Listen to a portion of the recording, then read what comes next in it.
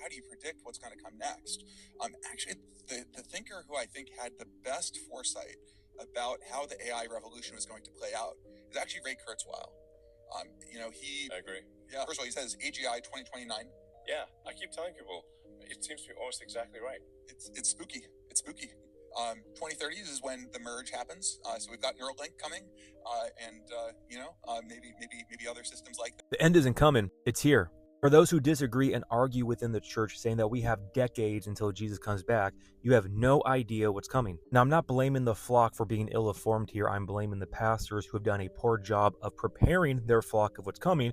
But for those who do try to argue that, oh, we've seen things like this for hundreds of years, we still have decades until the end times.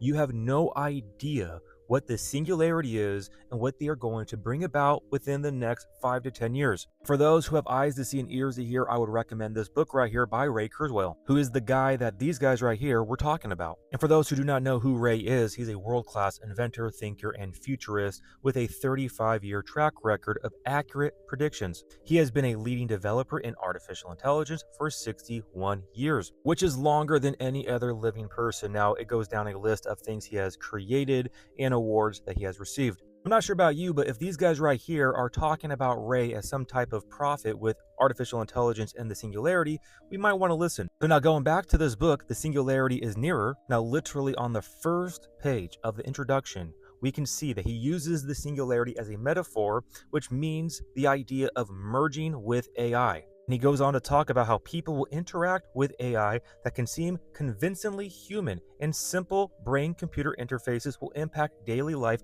much like our smartphones do today. He also talks about how a digital revolution in biotech will cure diseases and meaningfully extend people's healthy lives. At the same time, though, many workers will feel the sting of the economic disruption. The economic disruption, you don't say, makes me think of this right here, how Trump signs new DOGE executive order mandating federal agencies implement a technology solution, which they're talking about artificial intelligence solution, to review and cut all spending, track employee spending with clear identifications, and report to a DOGE liaison. He then goes on to talk about how in the 2030s, self-improving AI and maturing nanotechnology will unite humans and our machine creations as never before. He then goes on to talk about how in the 2020s, we are about to enter the last phase of this transformation, reinventing the intelligence that nature gave us on a more powerful digital substrate, and then merging with it. Going on to talk about how we are going to engineer brain-computer interfaces that will vastly expand our minds. Brothers and sisters in Jesus Christ, please understand the times that we are living in right now. I mean, they are openly telling you their agenda and that it's here. The merge scenario with AI is the one that seems like probably the best. Like if you can't beat it, join it. They are not even trying to hide their transhumanist agenda to mix man with artificial intelligence. I mean, they have tried to program us with this idea that artificial intelligence is going to take over and rule over us. But in reality, we are going to merge with artificial intelligence. We are going to become the robot. Hence, we robot. And it's unbelievably disheartening to see the majority of the church completely asleep at the wheel right now. And you know what? They're not just asleep at the wheel, they are actually drunk off of idolatry with the individuals who are bringing in this system. They are openly telling you that we are on the event horizon of the singularity.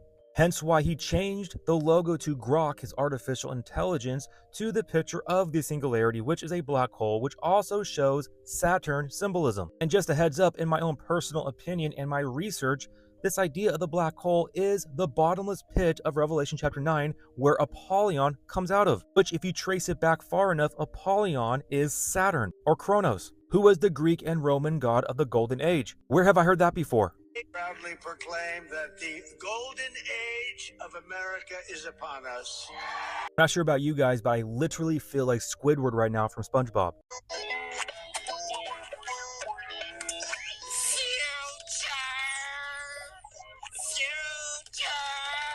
But instead of saying future, I'm saying singularity.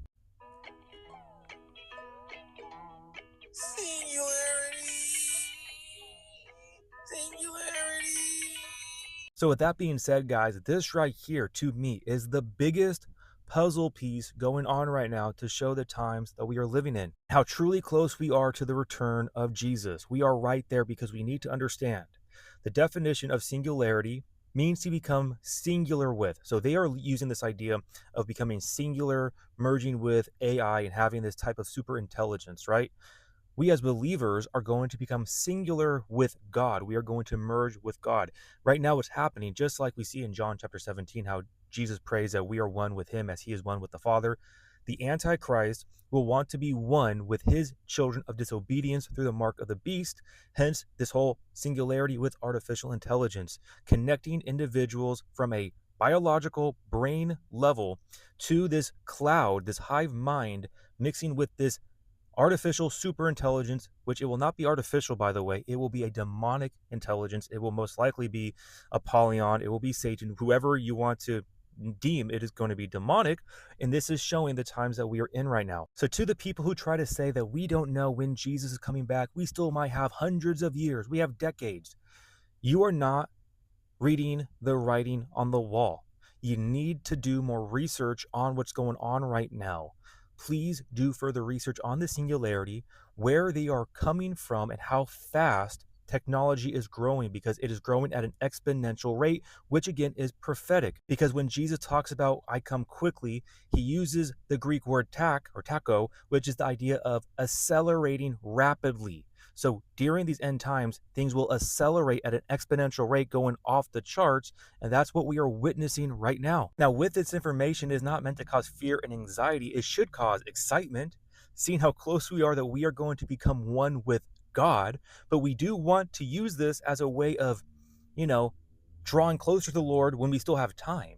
He is showing to his children who are friends with him, who are walking with him, how close we are to then share the gospel, which is the good news that we have eternal life in Jesus Christ, that his blood has cleansed us of all sin, past, present, and future. If you trust in him, if you place your faith in him, that's simple. You become a child of God right there, but now you grow in the Lord, you grow in relationship with him, walking by faith and not by sight. That is sanctification. That has nothing to do with your justification, but we share the gospel, the true good news of eternal life in Jesus Christ, and then we share with others how close we are to the times of his return.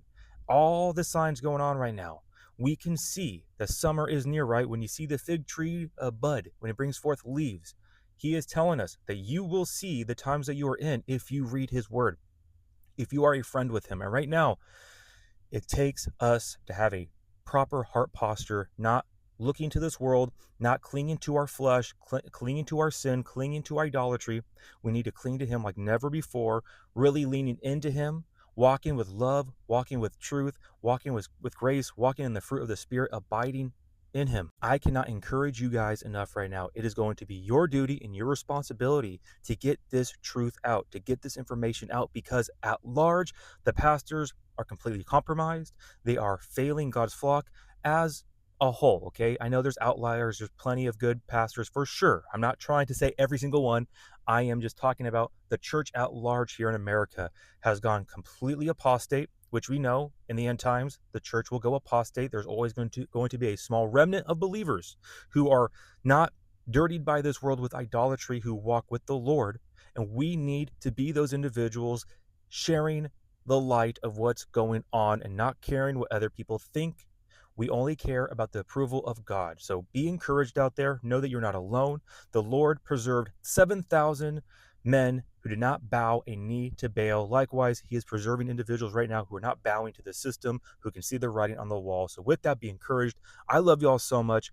God bless. Remember, the just shall live by faith.